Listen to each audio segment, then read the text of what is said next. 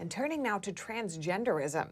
While the number of teens in the U.S. turning to gender transition surgery or drugs grows, there's also now a growing number of people who've waded those waters and come out on the other side with regrets. Earlier today, I spoke with Jay Ritchards, Senior Research Fellow at the Heritage Foundation, for his perspective on that. Jay Ritchards, welcome to our show. Thanks so much for joining us. It's great to be with you.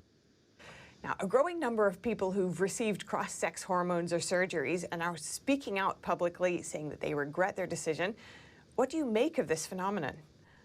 Well, I think what we're seeing is the bitter fruits of a social contagion in which kids pick up this idea that they might be the opposite sex, either from social media or unfortunately from their schools. And so we have this massive increase of young kids, minors, convinced of this idea. And so they start so-called gender-affirming care, as you said, with cross-sex hormones, sometimes puberty blockers, and then surgery, only to realize later it was a terrible mistake. And so this is a growing group of young people called detransitioners, and some of them are amazingly articulate. And honestly, I think many of us that have followed this for years thought this is probably where this is going to end up, and I think that's just the moment where we are in this debate.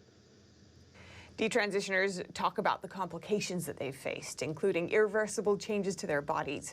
Many say that they weren't properly informed about the risks or other issues, such as infertility. So who's to blame here, do you think? Well, I would say, look, sometimes doctors, I think, for the most part, that are engaged in this actually think they're doing the right thing.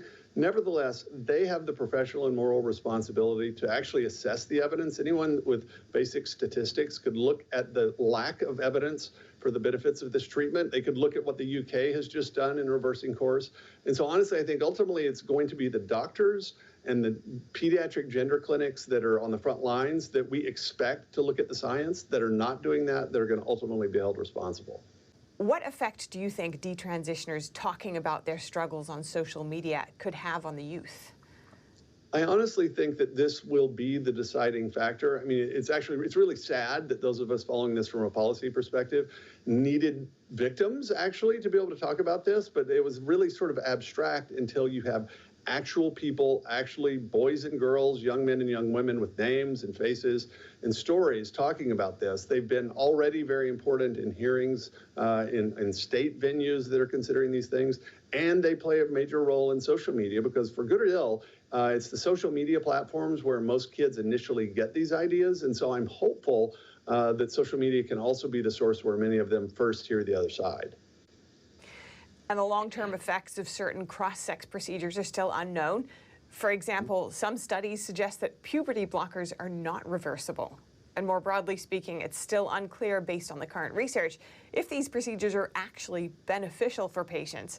Yet this affirmative approach to gender dysphoria seems to be the most widely accepted, while other methods are shunned and considered politically incorrect. What's your take on that? Yeah, that's exactly what's happening.